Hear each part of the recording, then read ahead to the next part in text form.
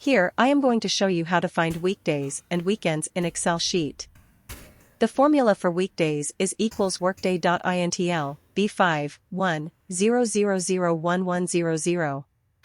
And for weekends equals workday.intl D5 1 1 1 1 0 0 1 1.